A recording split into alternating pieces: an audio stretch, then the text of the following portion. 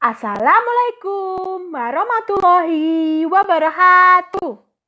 Hai teman-teman, kembali lagi bersama kita dari kelompok 2.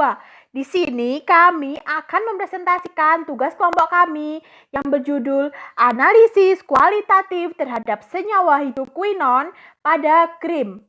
Sebenarnya hidrokuinon itu apa sih, Bu? Jadi, hidrokuinon itu merupakan suatu senyawa atau bahan yang berfungsi untuk menghilangkan bercak-bercak hitam pada wajah. Lalu, warna dan bentuknya itu seperti apa ya, Bu? Hidrokuinon itu sendiri berbentuk padat, kristal seperti jarum atau serbuk. Untuk warnanya tidak berwarna hingga putih, tidak berbau, serta berasa amis. Lalu bagaimana dengan kelarutannya, Bu? Senyawa hidrokuinon larut dalam alkohol, eter, aseton, dimetil sulfoksida, karbon tetraklorida, dan sedikit larut dalam benzen.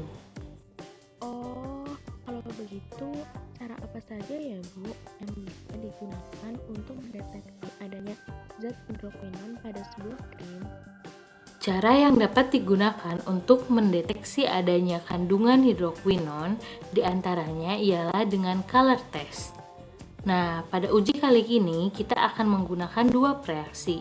Yang pertama ada ferrichloride atau FeCl3 dan reaksi Tollens. Kita siapkan alat dan bahannya terlebih dahulu. Untuk alat yang akan digunakan diantaranya ada platetes, tabung reaksi, pemanas Bunsen, dan batang pengaduk. Kemudian kita siapkan bahan yang akan digunakan.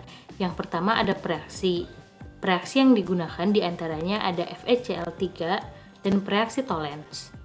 Kemudian yang kedua disiapkan krim kosmetik dua jenis. Yang pertama sebagai kontrol positif, di mana positif mengandung hidrokuinon. Yang kedua krim dengan kontrol negatif yang tidak mengandung hidrokuinon. Kita siapkan krim A sebagai kontrol positif, kemudian dimasukkan sebagian krim ke dalam platetes, ditetesi reaksi FeCl3, homogenkan, lalu amati perubahan apa yang terjadi. Interpretasi hasilnya, bagi krim yang positif mengandung hidrokuinon ini akan terjadi perubahan warna menjadi hijau sampai kuning.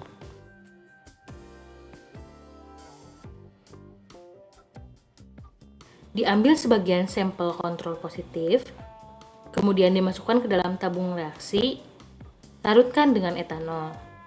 Selanjutnya, ditetesi reaksi Tollens, lalu homogenkan.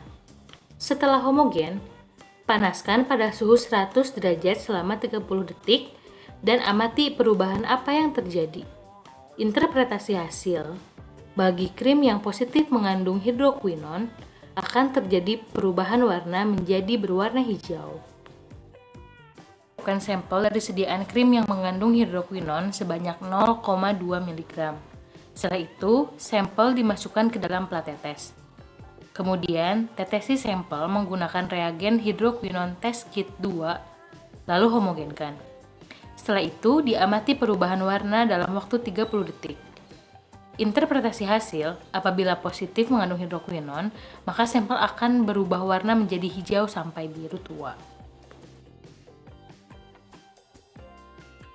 Pada uji kualitatif menggunakan hidrokuinon test kit 2, ditemukan beberapa kekurangan, di antaranya dapat memberikan hasil negatif palsu saat konsentrasi hidrokuinon lebih rendah, dan juga menunjukkan hasil positif palsu ketika ditemukan beberapa senyawa atau agen seperti natrium sulfat, natrium metabisulfat, alfa-todoferol, dan asam askorbat pada krim tersebut.